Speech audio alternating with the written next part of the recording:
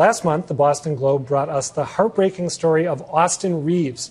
The 26-year-old killed himself in his Hingham home after his concerned parents called for police assistance. It was a blockbuster story and raised serious questions about a heavy-handed police response that led to every parent's nightmare. But since that initial report, new details have emerged indicating a much more complicated story. The headline tells the story. Despite parents' pleas, police closed in and a life was lost. He was a good boy.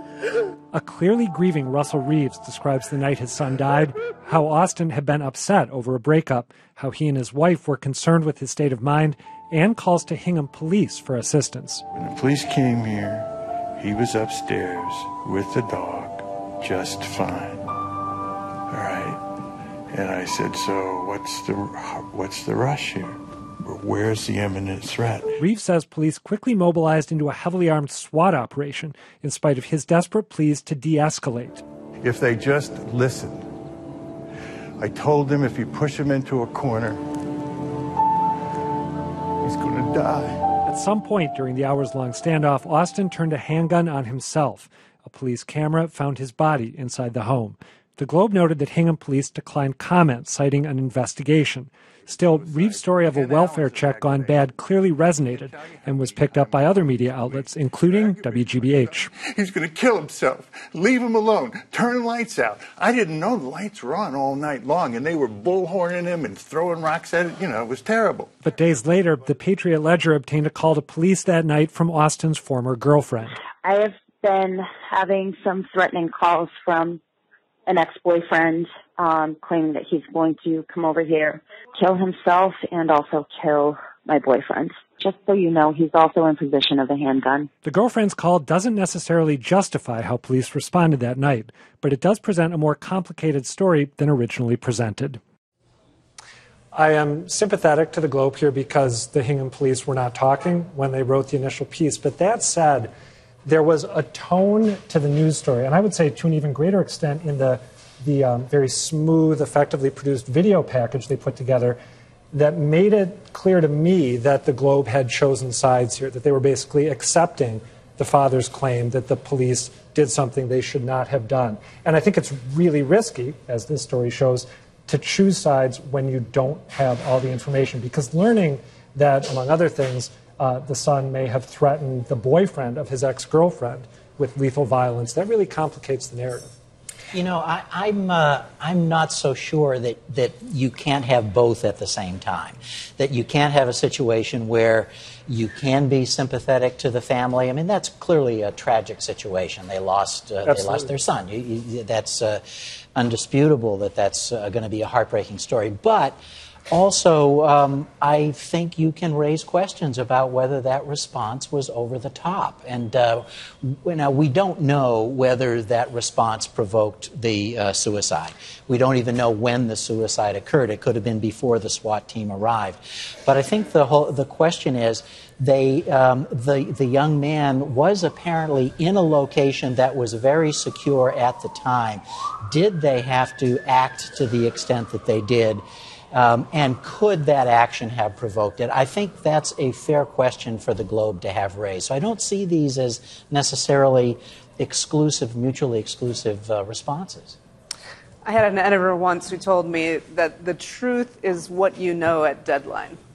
Yeah. And so, I mean, if you say that we are not going to go with the story until we get the response from the police, then you're giving the police a veto power over your story. They could just never respond, and you'll never run your story. What about changing the prose with which you describe the event, or changing the cinematography in your video package, since you don't have all the info? I can't speak to the video, but I will say that, Jen Russell's story talked a lot about unanswered questions, and some answers we'll never know. And so I think she did pay homage to that. But if you only have one side, you only have one side. I would wonder whether they tried to reach out to the girlfriend, and if they were successful. I mean, I'm sure if they were successful, that would have been included. We should mention that the Globe said that a girlfriend had contacted police raising concerns about this young man's well-being. subsequent information released by police says she was also concerned about violence perpetrated on her current boyfriend by him. And another thing we should highlight before we go to you, we don't know, based on the latest information, if possibly he killed himself before the SWAT team showed up. Still no proof. And it does seem that there was a chance that he did commit suicide before the SWAT team showed up.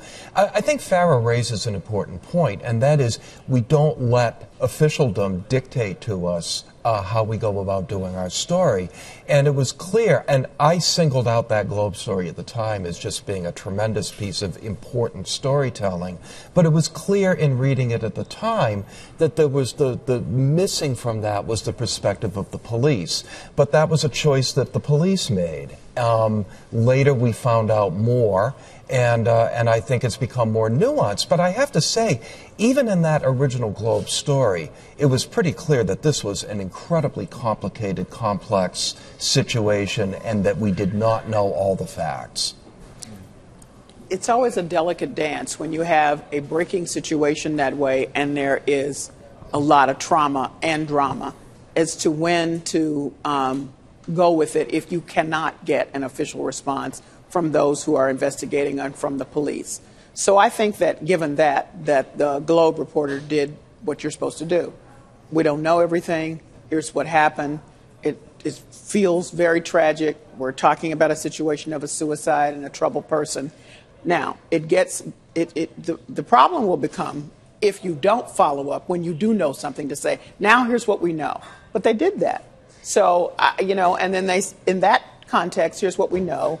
And, I'm sorry we didn't know it before, but now that we do know it, here's some more nuance. I mean, it was the guy's father. It's not like it was just anybody. It was the father. It was the family. But isn't the fact that the primary source was a grieving father reason to take his account with a grain of salt?